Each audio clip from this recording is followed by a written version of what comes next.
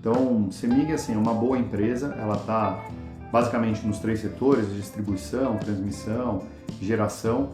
Então, a CEMIG tem disso, ela anuncia e paga lá na frente. Eu acho que de empresas que estão expostas à distribuição é a única que eu gosto um pouquinho mais, tá?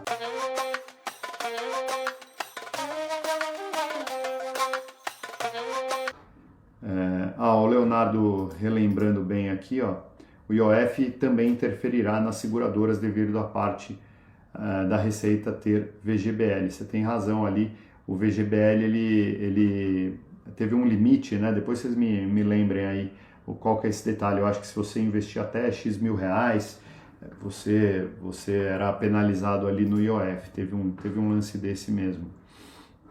Deixa eu trazer aqui para vocês o que eu ia falar em relação a Energisa. Peraí. Energisa.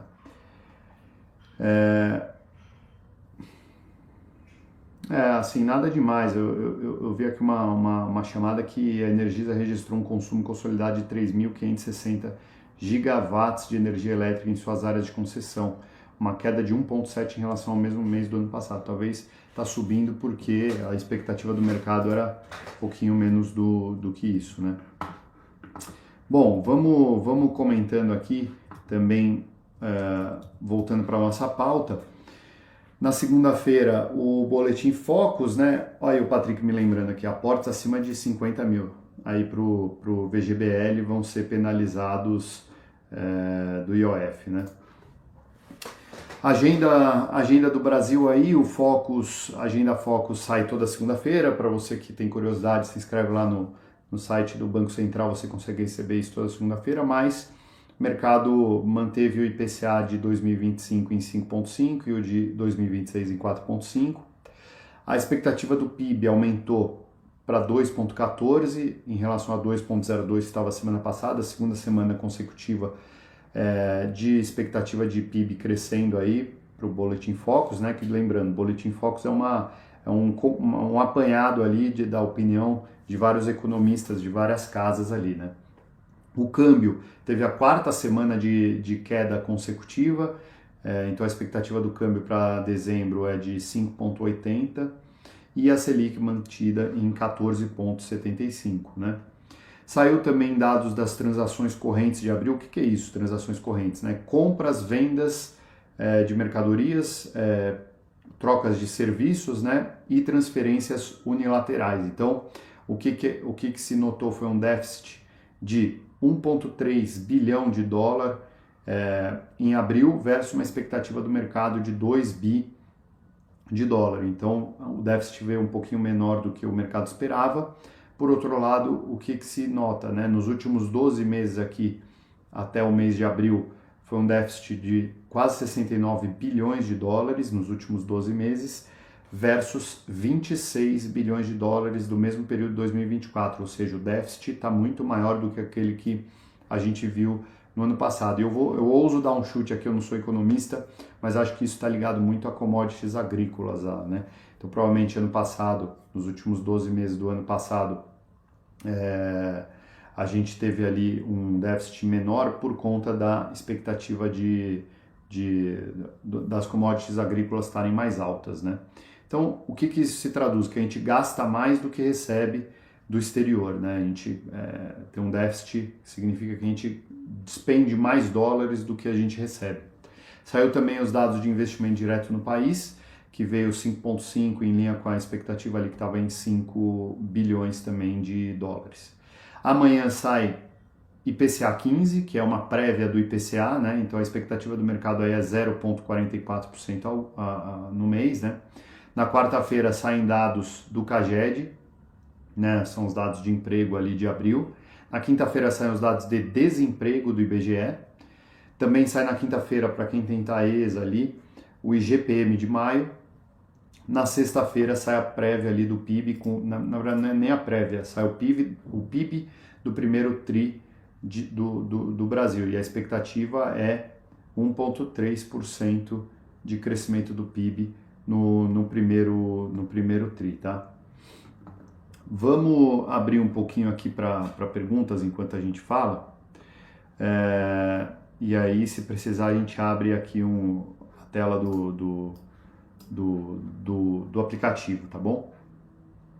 Então vamos lá. André Flores, poderia falar de CEMIG? Vamos lá, André. Eu acho que o pessoal tá perguntando bastante aí de CEMIG. Eu vou abrir aqui para vocês, pode deixar. É uma ação que particularmente eu tenho na minha carteira, tá? Deixa eu apresentar outra coisa aqui, peraí. Opa, se não, parar tela, apresentar, compartilhar tela. Vocês devem estar vendo a minha tela aqui. Isso aqui é um perfil nosso aqui do AGF, esses dados não são meus não, mas o que a gente enxerga... Opa, peraí que vocês não estão vendo. O que a gente enxerga aqui?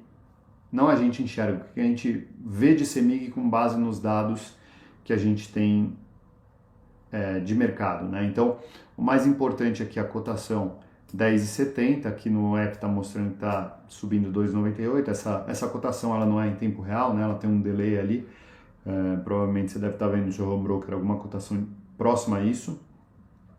O preço teto médio dela é R$13 e o projetivo 10,80. Portanto, tanto o preço teto médio quanto o preço teto projetivo estão abaixo aí da cotação que a gente está visualizando agora, né?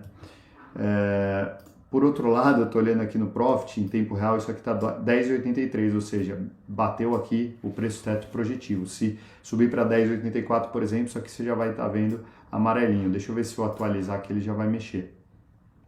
Não mexeu ainda, porque isso aqui tem um delayzinho, ele não atualiza toda hora, né? Então, se você comprar hoje de CEMIG, o que significa? Que você vai ter um dividendo médio dos últimos 6 anos de 7,34 em relação ao aporte que você fizer, e o projetivo em 6%. Então a margem de segurança aqui bastante apertada, né? Não tá aquela coisa tranquila de olhar de olhar para a CEMIG agora, né? A CEMIG que anda um pouquinho de lado faz um tempo, né? Vale 35 bilhões de reais, aqui é uma empresa bem grande, uma base acionária relativamente média, que não é muito grande não.